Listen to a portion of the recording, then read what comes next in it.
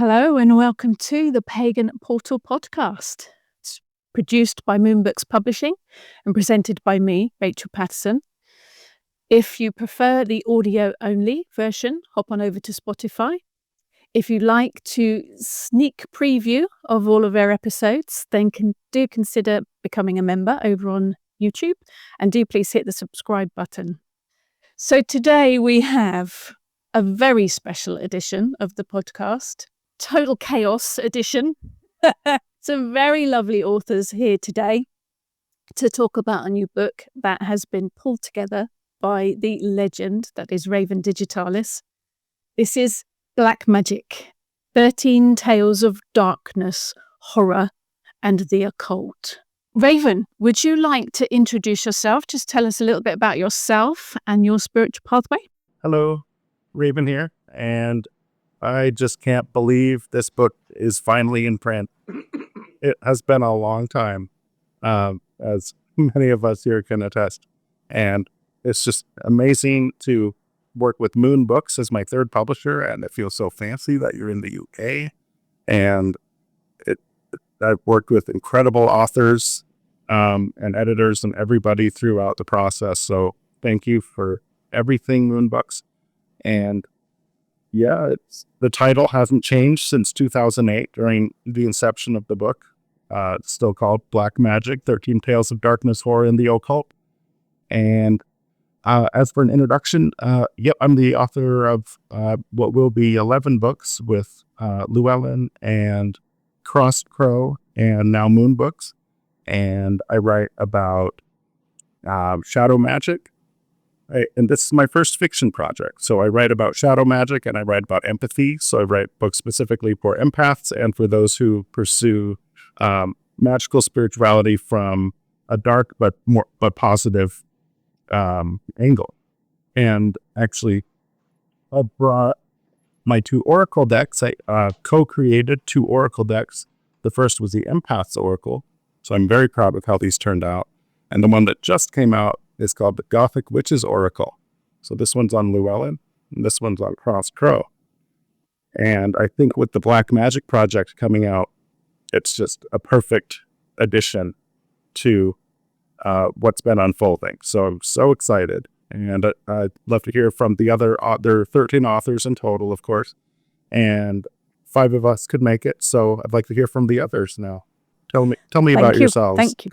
Thank you, Raven. I have to admit, your Shadow Magic book has been on my shelves since it came out. Oh, wonderful. And it's a brilliant book. Absolutely brilliant. Oh, thank you. Well, the re-edition, the 15th anniversary edition is on Crossed Crow Books, and that's expanded, revised, and 3 times better. So I'll be sure to get you a copy. Excellent. Yeah. So in no particular order whatsoever, Jaclyn, would you like to introduce yourself? I'm the author of the Empire series called Witches and Black Roses. And right now I'm working on the 23rd installment, Queen of Hearts. And hopefully it'll be done end of January, early February. And I also have this spin-off series, short stories called Witches' Diaries. And I am pagan witch. I follow the Roman, Greek, and Egyptian gods. I'm very excited about being included with Black Magick. Cool. Brilliant. I mean, it's Thank exciting. you. Thank you. And again, no particular order. Rhea, would you like to introduce yourself? This is also my first time being published whatsoever at all. And I've done it pretty much by the skin of my teeth with the help of Raven and a close friend of his. Thank you. And, I aspire to be a writer, but I don't really claim to be one. I think I'm more of a storyteller. My spiritual path is, although, I will become a writer at some point, I'm just going to keep at it because I love it. My spiritual path is just straight up witch. I don't really know if I have specific factions, parts, or pieces to add to it. When people ask, that's pretty much what I say. Earth-based is basically what I end up saying. So Raven's been a friend of mine for a really long time, and I owe this opportunity to him, hands down. And I'm grateful. Thank you. So that's what I've got. It's lovely to meet you, all of you. And Miranda, would you like to introduce yourself? Yes, Rachel, thank you. My name is Miranda Hewlett. This is also my first time officially publishing any fiction, so we're in good company. Raven and I actually met in elementary school, and so we have been very close buds for a very long time through much of our development. It's actually kind of a funny inside joke because I am a writing professor by profession, yet have published no books compared to his 11. So just a little bit of a internal competition there. Nothing too extreme. No. I am very grateful for the opportunity. I am also blessed to be the associate editor of this particular tome, and am very grateful for that opportunity as well. I have been with Raven with this project since 2008, so I think the 17 years, correct me if I'm wrong, that we've been working to bring this baby to adulthood. I mean, it really is there at 17 years old. So I am the author of Don't Forget to Feed in the in our anthology, and very, very proud of that story, which started out as a dream that I shared with Raven and was built into a story, which is fantastic. So I'm very excited. I'm also feeling incredibly blessed to have gotten to read everyone else's story and be part of that journey of those being revised and edited and born into their final drafts, which is just such a beautiful thing to experience, not only personally, but to see so many other people's work grow through this process. So yes, it's been wonderful, and I'm happy to be here, and thank you all for including me. Thank you. And Adele, how about you? Really, 17 years since we started the project. You can't be. I'd given up on it. I'd completely forgotten about it. I truly had. And out of the blue, Raven sent me an email saying, oh, by the way, the project's happening. No, we can't be after all this time. So it's actually lovely to see it to finally come to fruition. I don't actually have a spiritual path as such. I don't belong to a particular organized religion. I'm not into dogma. I'm not into belief. I'm into experience and knowledge, which is, I've looked into various different religions down the years. You name it, I've looked into it at some point. I'm just by myself these days. But I've been writing since I was 13, 14. And I got my first poem published when I was about 16. And I've gone on since then. I've got 4 novels available. If anyone's interested in those, you're very welcome to go and have a look. Quick plug, well, you know. Subtle as a charging rhino. There's the Artisan Sorcery series, which is based in Liverpool, and it's about a group of artists and craftspeople who are also members of an international occult order, and they get into quite a pickle here and there and have to defend their right to exist, and internal squabblings and experiences, and things go right and things go wrong. And anyway, I'm not going to give the plot away. Yeah, no secrets. So, yeah, hi everybody. Brilliant. Excellent. Thank you. So quite a different collection of folk. Obviously some that aren't here as well. There's 13 in total, isn't there? So you're mentioning 2008.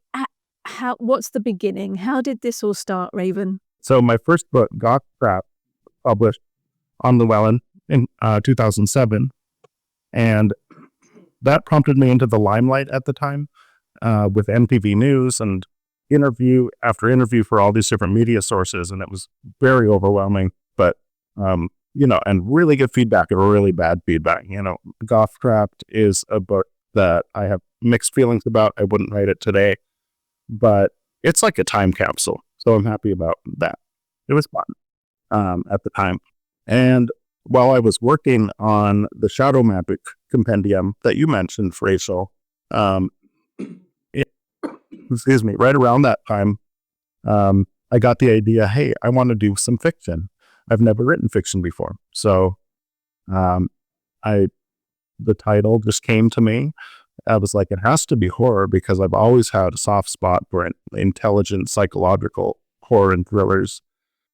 And And so I reached out to some folks and said, hey, would you be interested in contributing a story, even if you haven't written before? And I had enough folks on board at the time, which was wonderful, including the late Storm Constantine, who this book is dedicated to. She is prolific. She was such a wonderful, inspiring soul and good person. And she's from England as well. And her story is the first one in there. So a number of the authors since that time, since 2008, have changed. Virtually almost all the stories, well, aside from 3, have been edited or changed entirely. Like mine was changed almost entirely, for example.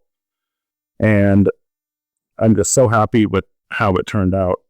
And it just gestated for that, like Miranda said, for those 17 years. It's just sitting there. And like Adele, I said, I pretty much forgot about it too. It was just collecting virtual dust.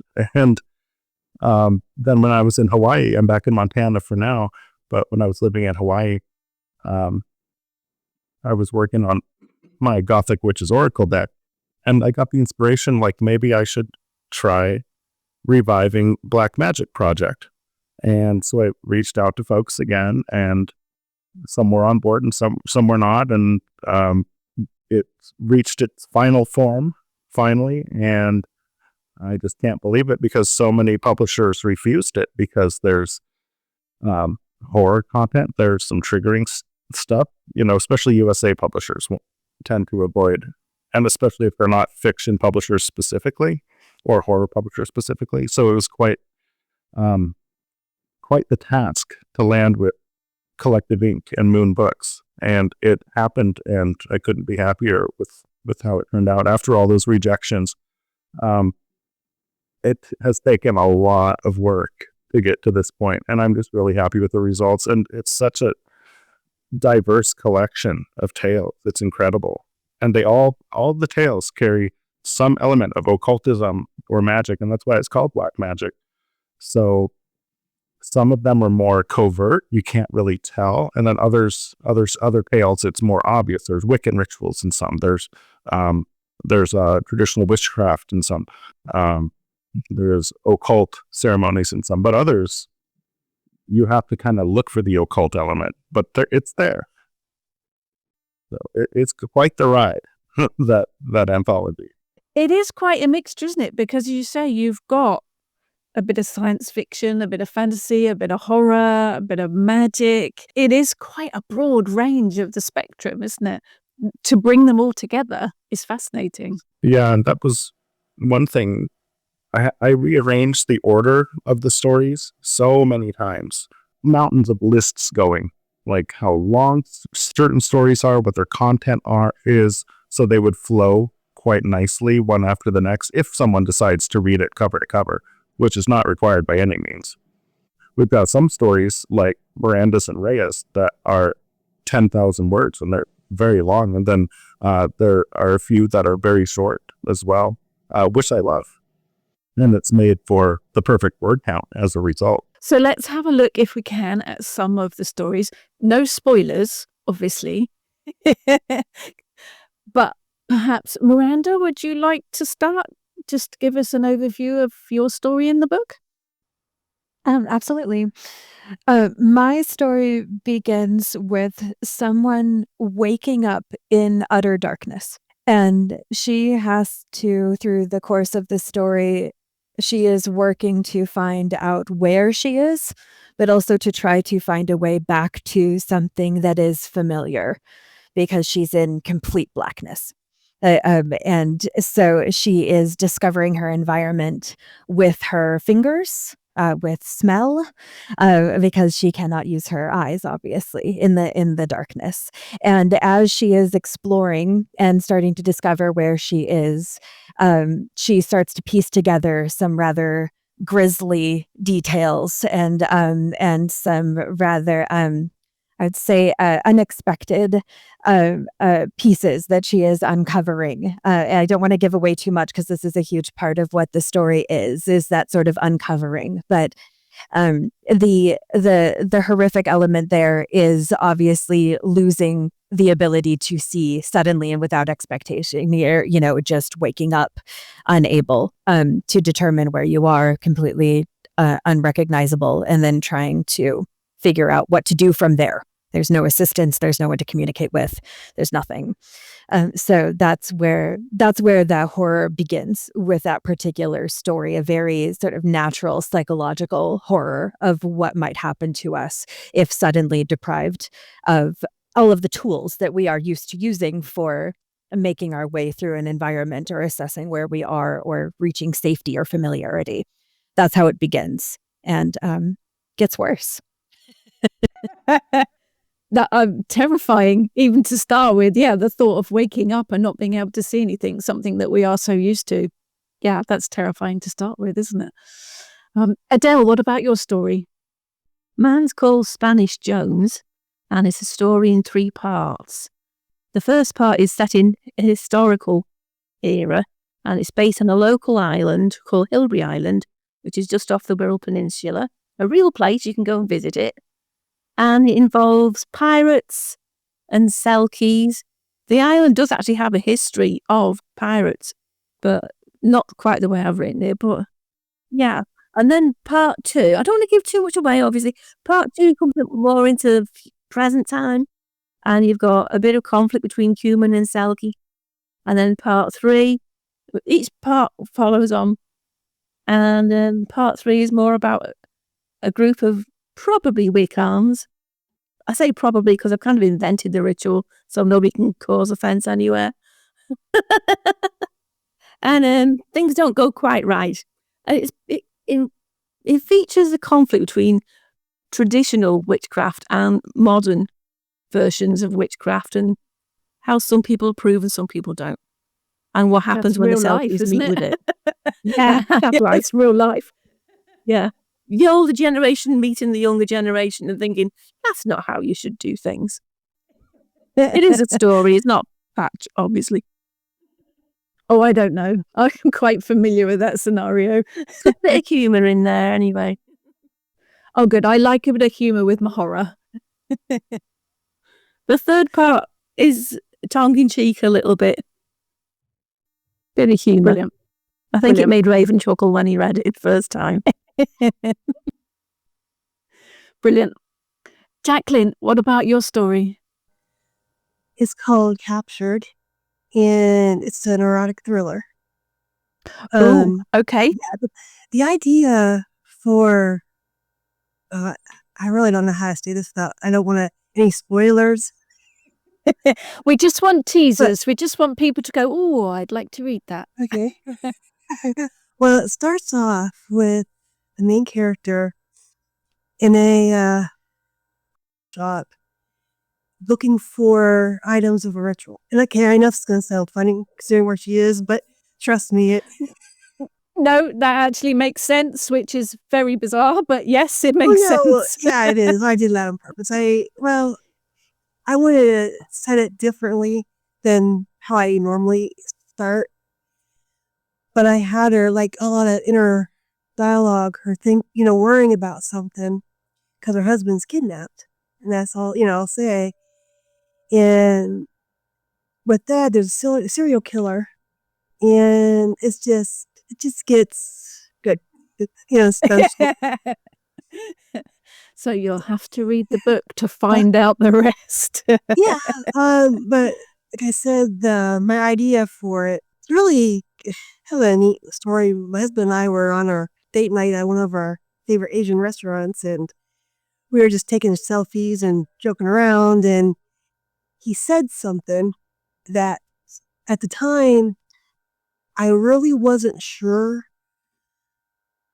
why he was kidnapped, but I wanted to connect it, and I wanted to make sure it wasn't like my series. I wanted to separate it. And so, yeah, because of his comment, I thought, ooh, that's why he's kidnapped. So I pulled out a notepad and I started writing some ideas. And to find out more, you'll have to read the book. Yes. And then Rhea, what about your story? Mine My story is about a middle-aged woman who life gets thrown into a tailspin, basically, and she's in a vulnerable situation. And she finds herself in a small town, and it's based on a real small town in Montana. And she's a stranger in this town. She's new, and she's typically a pretty strong witch, and she doesn't get scared easily. And a series of events or different things happen to build up more and more and more fear in her. And she finds herself, probably for the first time in her life, helpless, really, and out of her depths, spiritually and physically and so on. I try to get across elements of loneliness at that point, because I think as for a lot of women, as we reach middle age, we're leaving behind one stage of life and we're entering another. And it's a very shaky, unsure time. But I didn't want to focus so much on that, we lost the fact that she's really a woman and she's really going through all the things that women go through and has the same weaknesses, desires, and all the things that us women think about, whatever age we are, really. I'm kind of unsure what else to say about the main character. The idea of the story came when I spent time myself in this small town in Montana. So some of the events in this story have actually happened. And some, I'll leave that up to the reader to decide which is which. Yes, there is erotica in my story. This is my first real venture into that. And it was fun. It really was. So, yeah, I might try it again. We'll see. So I don't really want to go too much into detail, except for that, at the end of the day, she accepts her situation, which is also unusual, because this particular woman likes to take matters into her own hands and doesn't get pushed around easily. That's part of the horror, I believe. Excellent. And of course, Raven, you have a story as well. What outline of your story? A teaser for your story? Well, honestly, I find it difficult to summarize my story. It's my first venture into fiction, so readers go easy on me. But I've heard really good things about it, and from those who have done a preview read. So I'm happy to hear that. A brief summary is that my story revolves around, and it opens with erotica. It's another. I think ours are the three, Jaclyn and Rhea's and mine, that include erotic elements, or more. Well, others do too, but ours are a little bit more explicit, deliciously explicit. And so mine revolves around a relationship between two young men and the dynamics and also occult elements included in that. And I would actually refer to Associate Editor Miranda. Would you mind summarizing my story, Miranda, a little better than I can? Because I'm struggling with how to summarize it. I'd prefer your external editorial. I'd be happy to give it a shot. Actually, I was just thinking as you were speaking, Raven, about how many of the stories in this anthology kind of touch on what can go wrong in the occult when it is not treated with respect and dignity.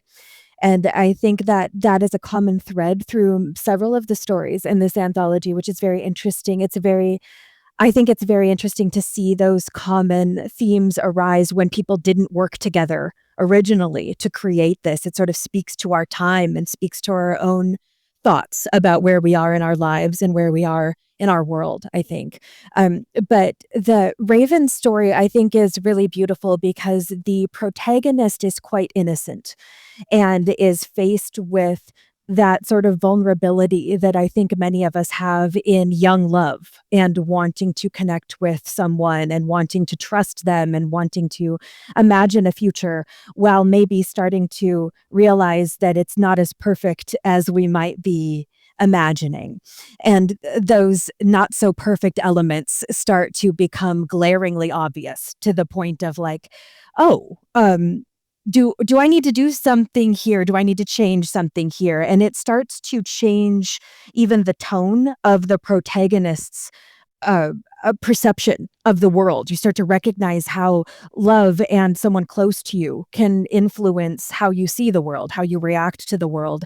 And it's sort of devastating in that way. I think it's an underlying level of the overlying horror that is present in the story is this sort of underlying psychological horror, which is present in several of the stories. But I think it's something that's really, to use your word from before, Raven, delicious in the story because it is so relatable.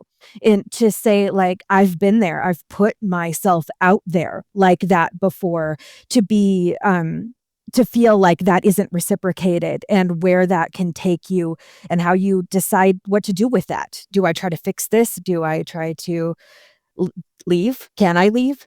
I think that's an element of very real psychological horror that many of us have found ourselves in, that is like an underlying or foundational layer of the horror that is in Raven's story. And bringing in what can happen when we don't treat the mystics with respect, which is also a big element, I think, of that story, that those two things combining as it sort of exposes who is this person really and who did I love? I think it's a really important part of that story. Well, I appreciate that. That's a beautiful summary. Oh, intriguing, which is the important part. So now there are 13 stories in the book. Was that intentional, the number 13? I knew the answer to that question, really. But Lucky 13. Oh, yeah, of course, Lucky 13. And volume 2, which I'm crossing my fingers will happen, will also have 13 stories. Because for those outside of the occult, 13 is obviously a very magical number. Now, I also notice that one of the authors is quite old. Very old, as in Edgar Allan Poe old. How come his story's in there? So I really felt compelled to include a classical piece of horror in there as well, right in the middle. I had to center it right in the middle. And, Poe is the master and of the horror genre, or one of the many masters, and his story, The Black Cat. And I realized that it's kind of cliche to include a story by Poe in a horror collection. I don't care.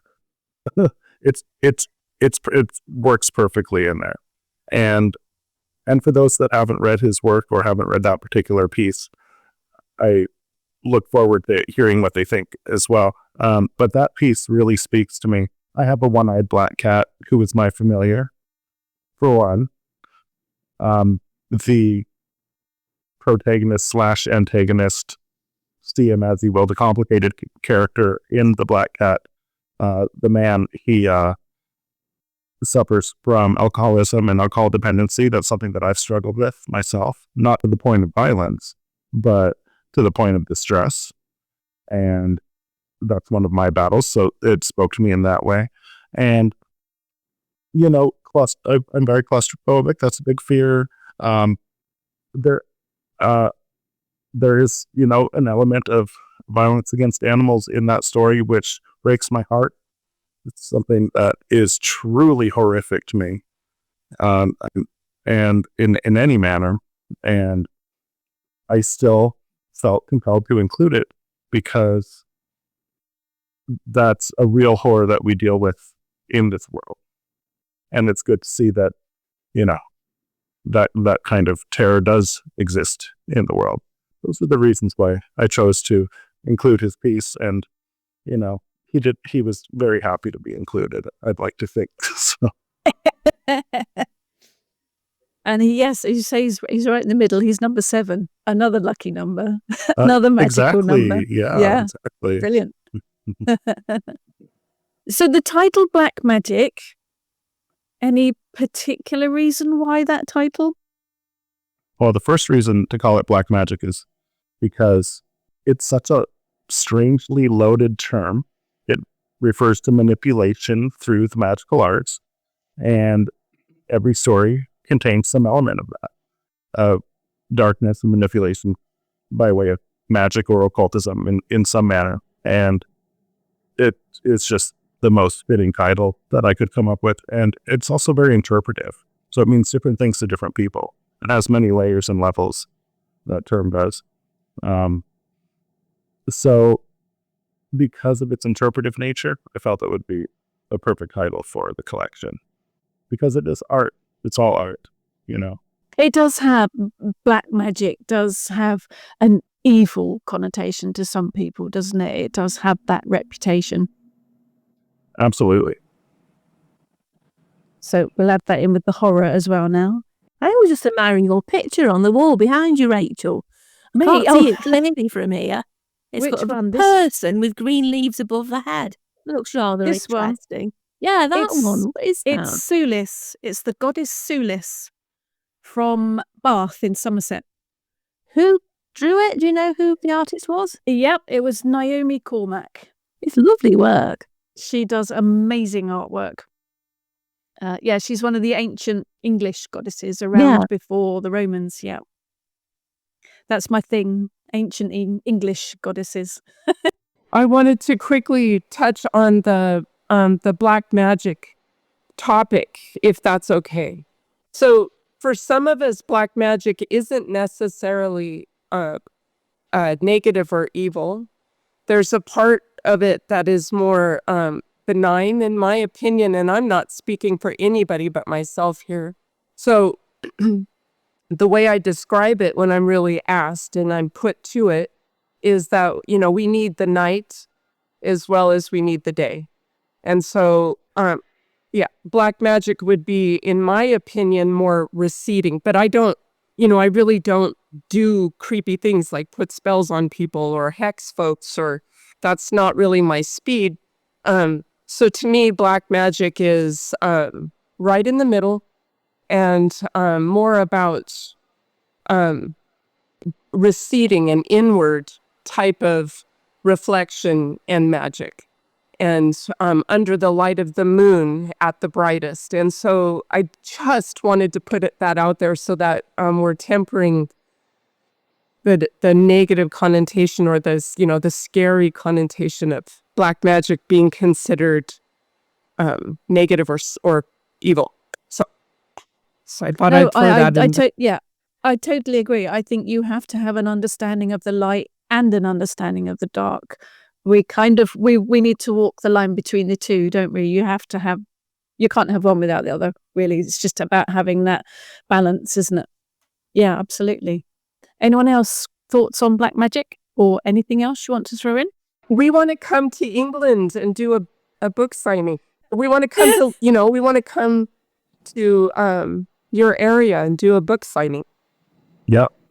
We are contemplating a little trip to England, so that would be fabulous. Maybe Beltane, maybe Midsummer.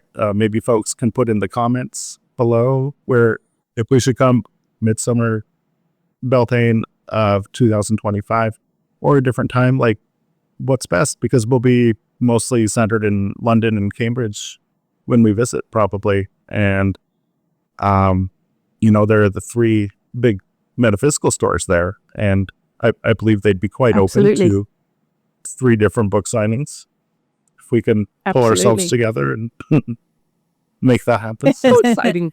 Yeah, we're quite a small country compared to America, but we'd love to have you. We're very small compared to America, but yeah, definitely. Now, as I understand it, obviously not including Edgar Allan Poe, because he wouldn't be chatting with us. Well, not in this realm anyway. Yeah, not in this realm anyway. But Did you all of the authors know each other before you started the project? No, not at all. I only knew Raven. Yeah, I think everybody just knew me. I don't think anybody has been acquainted before the stories, actually. But that's I another can't fun. even remember how we met, Raven. I can't That either. long ago. I can't either. We never Yeah, met I in know. person. This is the nearest thing to meeting in person. Yeah, I discovered your work at some point. I think I was researching pagan-based fiction and reached out to you back in 2007, 2008. And you said, "Oh, this story would fit right in." I'm like, "Yes, it would." And so yours is story number 2 right after Storm Constantine. I thought it was. I can't believe we've got a story next to Storm Constantine. I'm absolutely amazed. Good. Doing that's amazing. Well, you deserve it. Your story's brilliant. Everybody's stories very are kind brilliant. of you. I thought it was really neat also to include one English writer after the next, and then the rest are American, including Poe. So you've created an occult community, basically. A collective. Yeah, I guess so. What did I get into? A coven of sorts. Yeah, an occult. Yeah. A horror coven. I don't know if that sounds right. Not a real coven, but we can call ourselves such. Well, I don't know. What does the word coven mean, really? What makes it real and not real? In these modern times, I think covens work in different ways now, don't they? Or I think they've had to move with the times. That's very true. Same with Book of Shadows, the traditional Gardnerian Book of Shadows being copied from member to member, or the traditional Alexandrian, which is inspired by that, and so on and so forth. Books of Shadows are magical journals also. So things change. Now they go to newsagents and try and buy one. You can buy one off the shelf. Mm-hmm. A lot's kept online now as well, isn't it? Books of Shadows are digital now as well, aren't they? Yeah, it's changing world. Do you think personally the craft has changed a lot? Any of you from when you first started? I think it's getting more acknowledged, in a better way. I got so tired of seeing some horror movies where, oh, yeah, a witch. Oh, look, a pentacle. Oh, Satan. I was like, come on. It's really true. I remember having a store in a small town in Montana, very conservative, very Christian, and people just staring at me. I'm like, I get in my minivan like you, and I go to the grocery store, and I pick up my sons from football, and I pack my car full of groceries and football gear and sweaty boys, and I make it home just in time to barely get dinner out, just like everybody else. I don't have time for all of this drama, It's different now. People don't quite do that as much, do they? Well, I have a big soapbox about that kind of stuff and Ouija boards. I mean, it's like, it's not like that. It's not like that. Get Hollywood out of your mind. I think it's a bit different in Britain because we're more liberal and more used to various different orders throughout history. So if you say, oh, Granny's a witch, people say, oh, yeah, what sort? And they wouldn't be that sure. I love that. I want to come and experience that. What I've actually found in England is witches, when you say you're a witch, you actually get laughed at more than any kind of negative feedback because people don't believe silly, you. Don't they? Yeah, they think it's a fictional thing. If you say you're a druid, you get quite a lot of respect. Apparently it's okay to be a druid. Wow. That's not scary or Well, funny I am or a member made of up. the Bards, Ovates and Druids and have been for There you about go. 25 years. So, Do you find that though? It's if you say druid, that seems to be very accepted. oh, yeah, there's lots of Druids in Britain. Yeah, which has taken a bit more time to, but I don't think we've had quite the pushback that you guys in America have had with it. No, I would not. Yeah, like Jaclyn said, the Hollywood portrayals have gotten more friendly over time. Being witchy, being gothy are trending again, like they did in the late 90s. It's such an interesting cycle like that. And I think it's something to be celebrated. More traditionalists, whether goth or pagan or whatnot, might not feel the same. But it's just what we have to work with. It's modern times. I think it's really good for destigmatization is a very positive thing. And it brings more unity, more spiritual unity than division and divisiveness, which is nice because, especially in America, there's great divisiveness, especially right now, this time in our culture. And so the more we can do away with divisiveness, the better, I think. Agreed. That's important. I think it's great that you said it. I think you'll find also in this anthology, there's a thread that connects varied minorities with this concept of witchcraft or otherness or an otherness in spirituality that has, for almost as long as humanity has existed, but especially for as long as Christianity has existed, has put targets on people's backs who have been members of different minority groups. And I think this anthology also does a really beautiful job of bringing in respect and representation for those minority groups as well. So this isn't, no one is existing in a vacuum. The intersection of these groups is alive and well. And I think it's alive and well with many of the authors, as well as it is with most of our audience, the people who are living in these, especially in America, the fringes of society. There is a connection and a kinship, I think, that has long been expressed through the horror genre, but also through erotica and other places where the genre has not been as mainstream, especially not Christian fundamentalist mainstream. And there's a certain unity in that, in that genre exploration, but also in the willingness to publish outside of the mainstream and to represent a humanity that isn't represented in this sort of whitewashed way that it often is, especially in American mainstream. I think that's something that is incredibly valuable in writing in this genre, or we could say genres, overlapping genres here, that is incredibly important for the audience listening, for the readers, and for authors as well, to continue to write outside of those very narrow parameters that are often placed. And as an educator in English as well, in the English language, and I had taught in Texas for almost 20 years. Texas in America, very conservative place where it has become, unfortunately, it's a rather gagged place to teach in this day and age, and it's we're really not permitted to go outside of those parameters. And book banning has become quite a fad. It's quite a buzzword in certain areas of America. And at times like this, I think it's more important than ever to lift up books like this, to share books like this, and talk about those underlying messages that are being shared in this fiction. This is how oppressed people survived, is by sharing their stories, holding their stories, and being honest about their experiences. And that continues to this day. I think that's a very important element that sometimes will be glossed over when we talk about horror. This is just a book to scare people. No, I disagree. Yeah, which kind of leads me to, have you all drawn on personal experiences for your inspiration for the stories? Where does your inspiration come from? Yep, I sure have, through past experiences and the vicarious experiences of others as well. Transitioning from one phase of life into the other was a huge influence on my story. Also, like I said, some of my story actually did happen. And, so in that way, Maeve is me, I guess.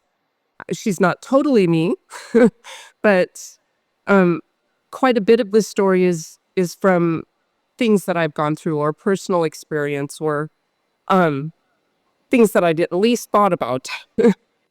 So, absolutely. And Jaclyn, how about your story? With Captured, not really. I mean, my other installments, yes. My books, but this one, not really. I mean, where did the inspiration come from for it? Do you just have a mad imagination? I'm always creating stories and stuff, and I've always loved the old mobster movies of the 40s, and I love the old gothic romance books from the 70s and 60s. So That's really my main inspiration for them all. Captured, I wanted to go back to the old 40s, like noir, like detective stuff, so. And in your Witches and Black Roses series, the Italian mafia is featured quite a lot, isn't it? Yes. Ever since I was in high school, I always had a fascination with the mob and mafia. And I've always wondered if could have been a lady gangster in a past life, maybe. I don't know. You never know. But yeah, it's just been one of those things. I mean, my series, Witches and Black Roses, was actually a dream I had in middle school. It was probably from after reading all those gothic romances, but in this weird dream, somehow something happened to all my family, and I was left to help raise my little cousins. And there was some handsome guy after me. I don't know to actually help me or not. And they just went from there, you know? And I really don't remember the dream that much since that was like back in 93. So, But it set that light up. Yeah. It seems like the whole dream thing is a common thread in horror and in art in general, being inspired by dream. I sure have been. Some of my books came from that and or mushroom trips. So Miranda, you probably know a little bit more about this literarily, about the dream connection to fiction, especially horror. Anecdotally, I don't have any data on it, but it is certainly a story that I hear frequently as a source of inspiration or a source of initial, what we might call a seed idea, which is something Stephen King often refers to that. It starts as an idea and a story builds around it, some image that comes to your mind. But for myself personally, absolutely, I've definitely gotten ideas. I feel like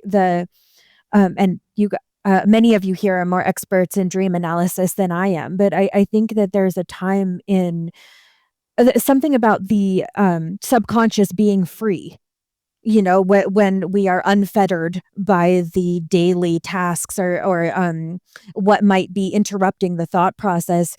For myself, I feel like that's a time when I'm able to weave that tapestry in a way that I might not be able to in the waking hours. So I do sometimes find that my creative mind is more able to play maybe or more free.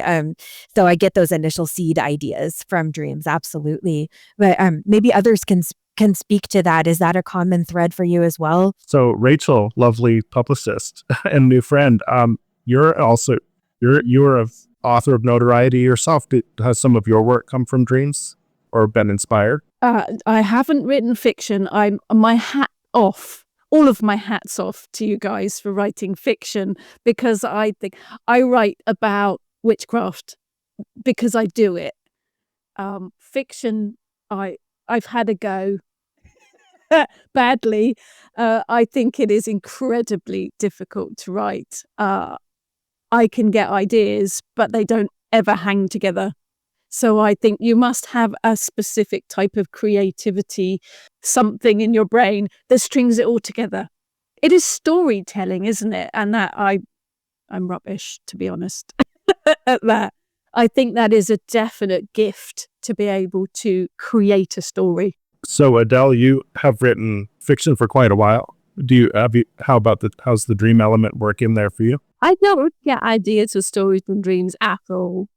My ideas come from all over the place. Even just a title sometimes comes first. I write a lot of short stories and as well as my novels. Where does it begin? So in the Artisan Sorcerer series, some of that comes from real personal experience, but it's all woven in with fiction. And I'm never going to tell which is which to people because they can work it out for themselves. But where the characters of people I've met wildly exaggerated, as most fictional characters are, they're based on real people, or combinations of real people, I should say, personality types. It's like asking how long's a piece of string. I have no idea where my ideas come from. They just come. And they start practicing at the back. I mean, for example, for the last 2 years or so, I've got an idea for my next novel when I've finished the Artisan Sorcerer series. I'm currently writing the 5th one of that. But I've also already got another idea for another novel that's been buzzing around the back of my head for 2 years. Dragon Crackers. And I build it in my head as a story as I tell to myself. And then one day I'll sit down and write it. I don't walk around with a notepad. I know when people talk about how to be a writer, and all the rules of what you're supposed to do. They tell you to walk around with a notepad and jot down your every fascinating thought. Rubbish. Because then you end up with a pair of notepads. I mean, they distract to the ceiling, for goodness sakes. I have those. I have those notebooks. They don't make any sense. It's just piles of rubbish. The real ideas will stay with you forever until you write the finished, complete thing. Yeah. But other than that, I really can't tell you where they come from. Don't ask That me. was going to be my next question. Do you all have bits of paper with notes and things jotted down? Because I do. For my witchcraft books and things, I just write things down and then they never make sense afterwards. Exactly. Just getting rid of it all. Sticky notes. Sticky notes, yeah. all over it. Yeah. Yeah, mine's all virtual. I actually have an app that I've been using for a long time that I get inspiration, get a note for, usually for my nonfiction books, my witchcraft and empathy books or whatever. And I just type it in the phone and it click button and it sends it right to my email. So I have to look at it Yes. and I sort do it email out myself. digitally. I email myself. I'm yeah. glad I'm not the only one that does that. And I back up all my stuff on email too, sending it to myself. So then it's on a large server. You don't have to worry about computer crashes. Yeah. I never thought of doing that. What a good idea. Oh, yeah. Yeah, I do. I've got lots of emails to myself with ideas on. What about the characters then? Characters, personalities. You said, Adele, that you base them loosely on people or combinations of people. Do you all do that? Have your characters all got threads of real people? You don't have to say who. Yep, mine sure do. Yep. We'd be sued if we said who. Well, Rhea, with your story, there were a number of things that Miranda, when she did her secondary edits, suggested be changed to avoid getting sued. And I thought that was brilliant. Thank you, Miranda. I would have never thank you, thought. Miranda. That's the last thing we want, is to be sued or to bring that kind of thing to this anthology, for sure. So Miranda was incredibly helpful, and she's who I was talking about when I was, introducing myself, basically. So it was Raven. It was also Miranda, who, I'm very inexperienced. This is my first time being published, and luckily I had Raven and then Miranda. And so, the story then was shaped up in such a way that, hopefully it won't cause a problem. And some of that was changing names of places for the most part. So I think that's extremely important. But almost every character in my story and the place is all based on someone or some place real. I've embellished because of that creative muse. That's how it works for me anyway. It does come out of my imagination, but it's always inspired by someone or someplace that's real. I was just thinking about, as we were talking about sort of historically, I think, Raven, you touched on this earlier as well, how story has been carried through humanity and is carried through generations. I think there's an important distinction that has to be made in fiction that's a little different than nonfiction, in that one can be a great storyteller and not even able to write. Those are two different skills. Like even children, before they learn how to write, can tell stories. And there, I think, are varied levels of proficiency in those two somewhat unrelated skills. One of them is a mastery of linguistics. It's language is different than storytelling and being able to create and imagine. And that's one of the areas that I had struggled with in writing fiction. I have, 8 unfinished novels, in various forms of incompletion, because of that sort of struggle of what do I do here? As I can write very well. Storytelling, sometimes struggle with that part. And so I think it's interesting to talk about that element as well when we talk about fiction. There are some of the pieces, I would say all of the pieces, honestly, in this anthology are at varied, they're such different types of stories. Like, they are people who are sharing this imagined piece, and how we relay those pieces can vary so much depending on how we use language. And I find that to be just a really beautiful element of fiction. It happens in nonfiction as well, but there's a little bit maybe less area for creativity in nonfiction than in fiction, which I think is a really fun idea of an anthology. Every piece is very unique from every other piece. They have different voices and that voice coming through that writing. Whereas like if Rhea were to sit here and tell us her story around a campfire or something like that, it would probably be a very different experience than reading it on the page. And I think that's something that's important about fiction as well, is that those two different things. When you're ready for us to record the audiobook, we'll get in there and we'll tell our stories. Yeah. Fun.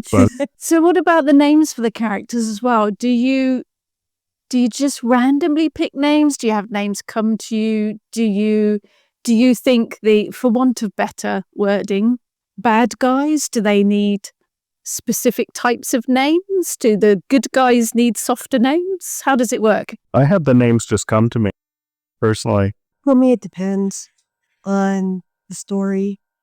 I mostly stick with either the Italian names or the like Greek Roman gods and goddesses, and sometimes it's symbolism, sometimes it's just random. And like I said, it just depends on plot or what's going on. Like for sometimes I'll slip in names of famous authors, like classic authors, sort of as either a homage or kind of like or for foreshadowing, so. There's a character in my story that I actually came up with his name because I wanted Maeve to be able to give him a ribbing, to tease him a little. And so I picked a name that could happen with. And that's the only reason he got the name he got. So it was functional. It was a tool. You're probably all different. I'm guessing you're all different. Do you start with a beginning or an end or a middle, or how does that work? I start with the middle when it comes to fiction. Yeah. Openings and closings I struggle with a little bit. It's more of the juicy bits that come, and then needing to expand from there and spiral around it in either direction. Is that a common experience? I start with the concept or an idea, like we were talking earlier. Maybe it comes in a dream, or it's something that I've experienced and I want to elaborate on it and create from it. And then I fly by the seat of my pants. So I just build around it and just go from there. And I wish that I was as structured as Raven, as Miranda, probably Jaclyn and Adele, but I'm not. I write everything down first. I write just, my idea, and then I'll write like a chapter outline in index cards. I'm very organized, and I'll start at the beginning and I'll write by hand. And then after I'm done, I'll type it onto the computer. That's interesting. I like writing by hand first. I find You always did. because mine's nonfiction, it flows for me, writing by hand. It does, and it's easy to look up too. Like when you're after you're done typing it, it's so much easier to take your notebook and look and make sure everything's continuity and everything's good. I never write by hand ever. I have two screens on my Write it computer. onto the computer. Everything's on the computer. You were all not doing that. Do you all start with the idea and then work outwards? Well, it's like Rhea was saying, it starts with that kind of a seed of an idea for me. Is like there's something that will inspire me. One thing that Rhea does brilliantly is I feel like she must feel things when she's in a setting, because she's very good about building from a setting and recognizing details within that setting where you can really feel like you are standing in that spot.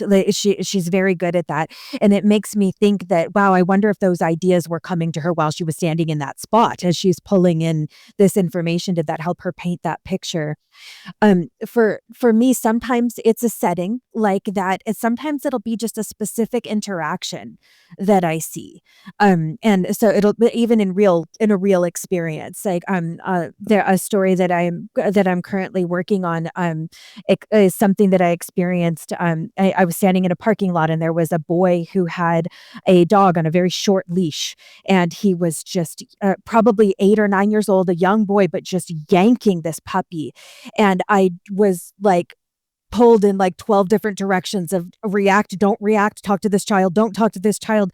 And my brain went in all these directions of what could happen from this moment in time.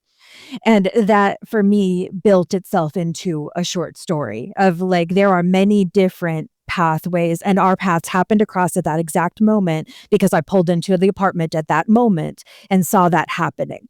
And so sometimes for me, it's something like that, like this seed of what happens. That works really well for short stories. It doesn't work very well for novels because they're like what Jaclyn was saying, you need structure if you're going to build something that is novel length. That's why I have 8 unfinished sitting on the shelf, because I want to sit down and begin at the beginning and let's tell this whole story. You know, it just doesn't work that way. So yeah, that works for me for short stories. I need to learn. I need some coaching on writing the novels. And Rhea's working on her first novel. I am. Yes, I've been working on it for a few years, that's for sure. And like Miranda said, it just doesn't work. It started with a dream that I actually had. And the whole story is around based on that one dream, because the dream was pretty remarkable. I feel like it was a gift given to me from some amazing goddess from somewhere. It just, you really do have to be more organized, and organization is not my skill. So that's when I reach out to people like Raven, who's been an immense help, and maybe Miranda at some point get you involved in that as well, because that organizational skill is something that I deeply lack. I feel like there's stories out there that can be told. We just need fantastic editors, you know, and guidance, lots of guidance. Adele, do you find your stories do the same? Do they flow from start to finish? It depends. Short stories, yeah. Novels, no. Like we've already said, Miranda was saying, short story, you can get the rough idea, dive in, and write a 2,000, 3,000 word story. A novel, you're just going to wander all over the place if you do that. You need to know where you're going to take the novel to the end. When you get the idea, you're going to think, well, I'm going to start in here, but I need to know where it's going to finish up. And the middle bit is upward slope and down, and upward slope and down. A protagonist, it needs a plot, not just an idea. It needs characters that actually do stuff, dialogue that drives the plot. There's a whole endless list of stuff you should and shouldn't do. You could talk about that till the cows came home. But you can only learn these things by trying, really. Yeah. Have a go and try. Do you all work out backstories for each of your characters? Not that doesn't actually go into the book, but do you all work out this is what he does and this is where they've come from, and you're all nodding? See, I know how it works in theory. I think that's imperative if you're going to write a believable character. If you want something that's more than just surface, you have to have an idea of where that person is coming from.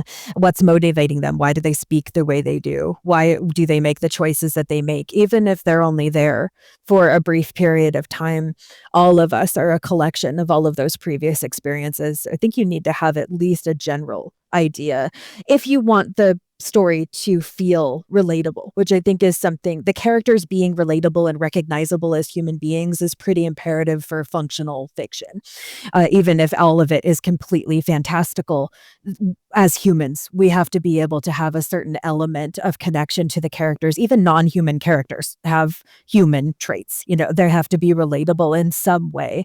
At least some of them do, in order for that the story to function. So yes, I think to a certain extent, absolutely, we have to do that. We have to build backstory, varying levels of intensity. Not as much for a short story, perhaps, but still some. I feel like in a short story, for me, it's just as important to get that backstory in there, because you have to get so much information in very few words.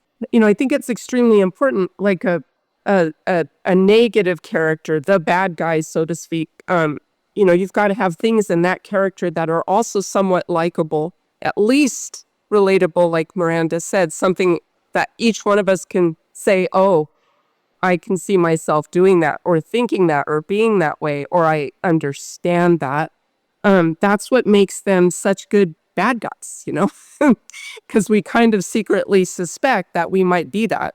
And the same with, you know, the good guys. We want things about them to be a little, you know, unlikable occasionally, or we have to show their weaknesses, or all of those things. So like for me, I really do have to sit down and write out serious backstory, but also develop that character down to, how often they shower and how they do their hair if they do, and all of that, because I feel like it's my only chance to really get anything across. So it's a serious tool for me. Right. No, that makes And sense. one of the contributing authors who's already published, Tracy Cross, she's published her book, Root Work, and she has a new one that just came out as well, traditionally published in America. She couldn't make it today. She's a teacher, and she's in the Washington, D.C. area. But some of her characters come from her previous novels. I mean, some of her characters in her short story, which is the only sci-fi futuristic horror story in the Black Magick anthology. Some of those come from her previous work, which I thought was really neat. And Tracy also brings a Black voice to the anthology, which I love. And she discusses hoodoo, practice of hoodoo, because she grew up in those traditions. So, and same with a number of other contributors who couldn't make it today. They have told me that they draw on their own personal experience for the characters and weave themselves in there somewhere.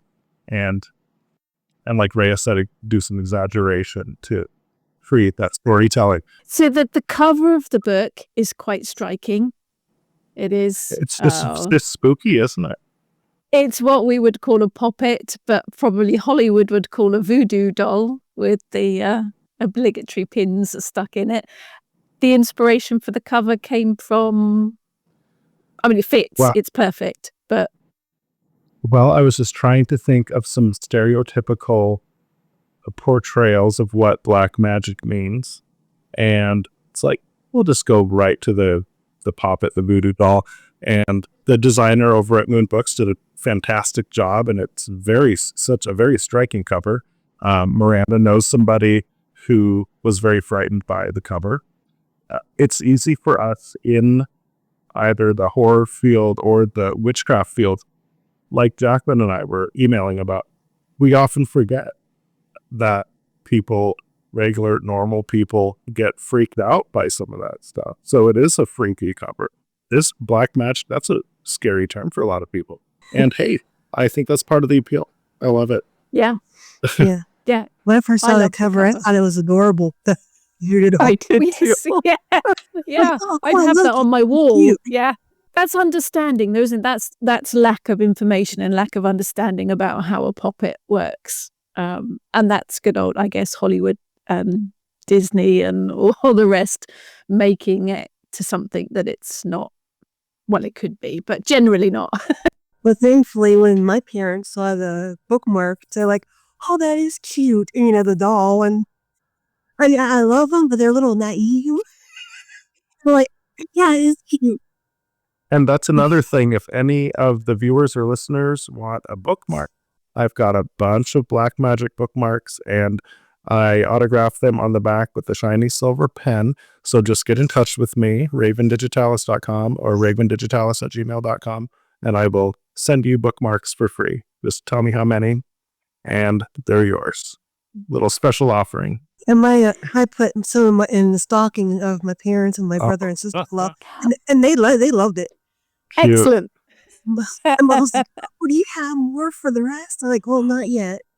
It surprised me sort of, that they, figured they'd like it, but, it just surprised me. She suggested I give more to the rest of the family for other.